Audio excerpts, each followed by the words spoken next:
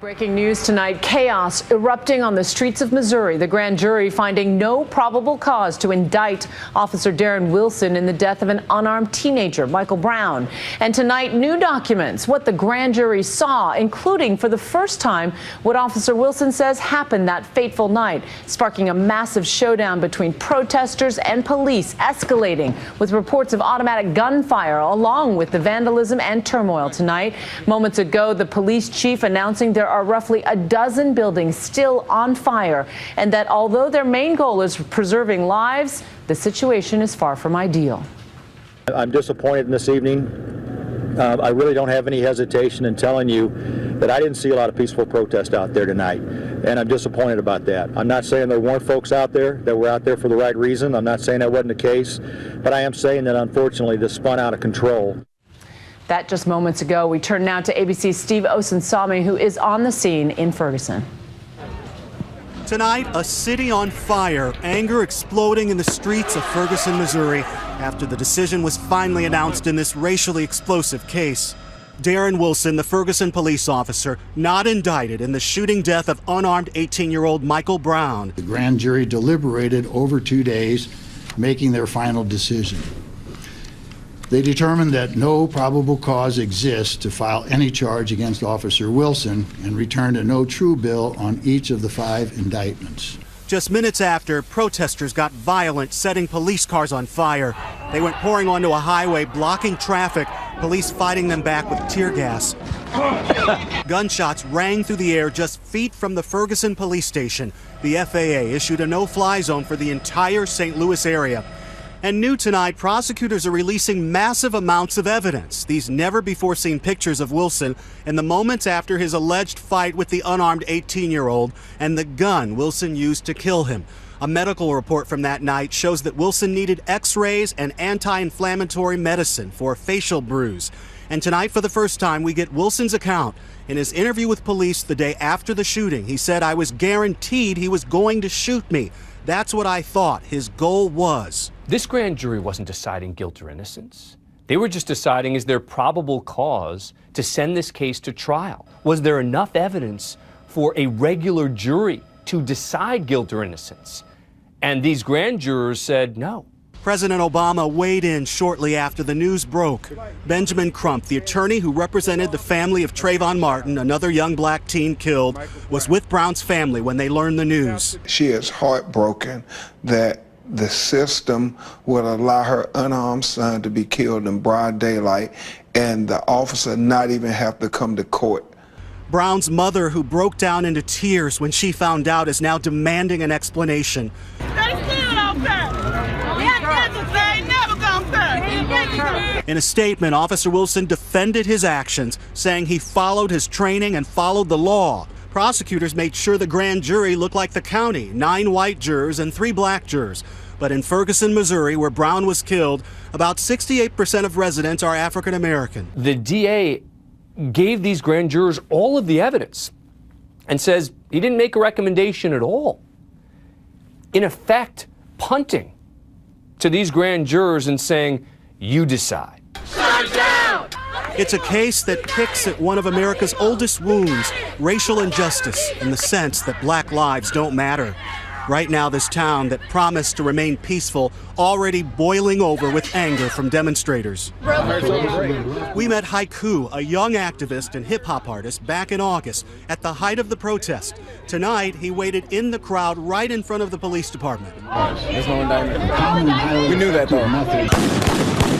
Police here prepared for the worst. St. Louis County Police alone bought 650 tear gas grenades and 2,000 plastic handcuffs and 1,500 bean bags filled with chemicals that sting the eyes and nose.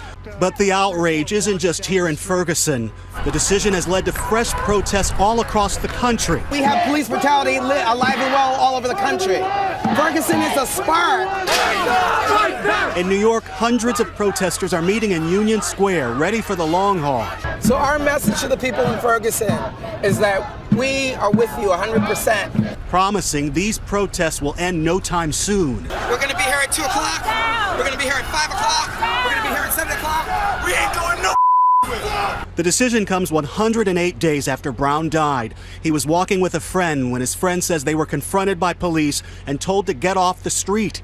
Witnesses say Brown put his hands up, giving in as the bullets flew. I saw a kid with his hands up and the cop continued to shoot him until he fell down to the ground. Police and other witnesses told a different story, saying Brown fought with Officer Wilson when he stepped out of his vehicle.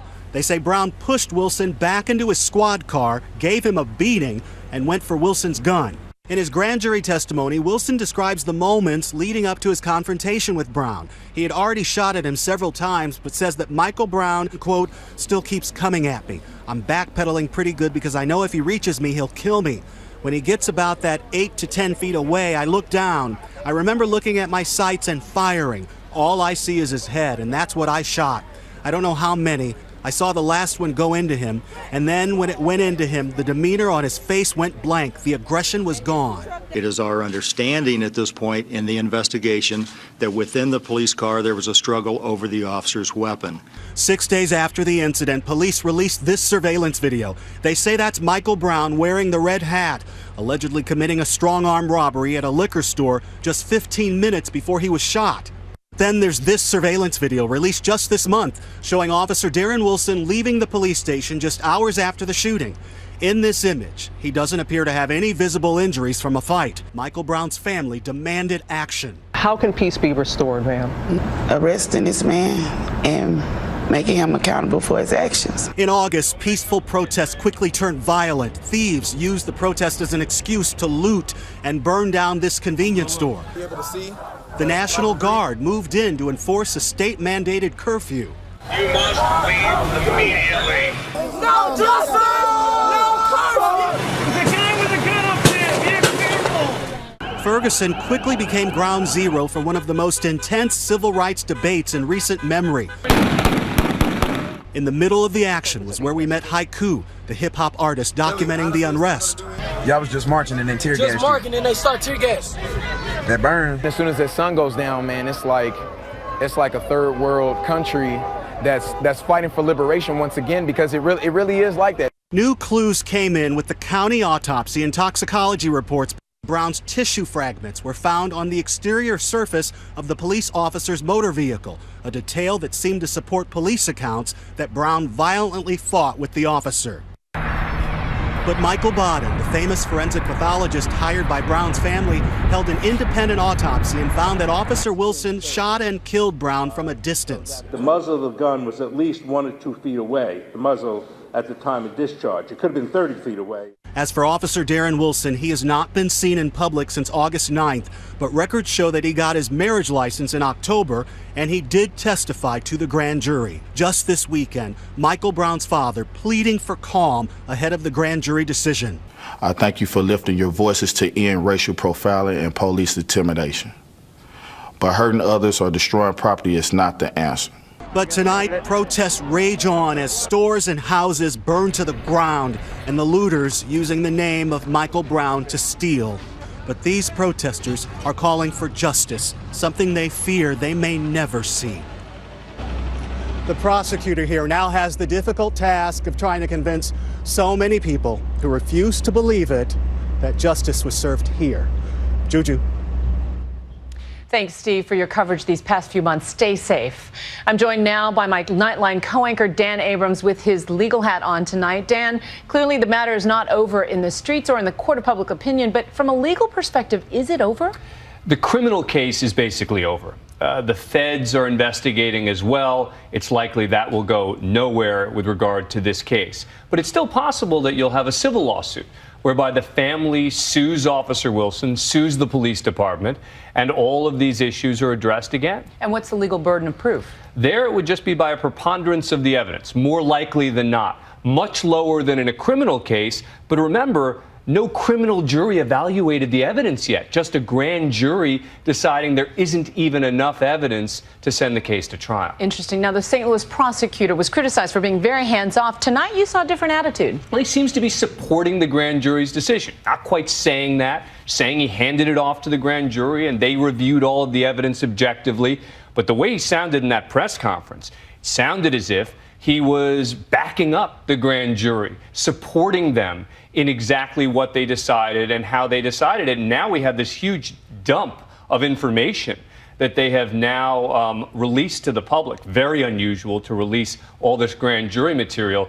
So in theory, the public can decide for themselves and understand, the prosecutor hopes, why some of the eyewitness testimony that we've heard so much about was contradicted by the physical evidence, according to the prosecutor. He took a long time putting it into context. Absolutely. He wants the public to not just understand, but accept the grand jury.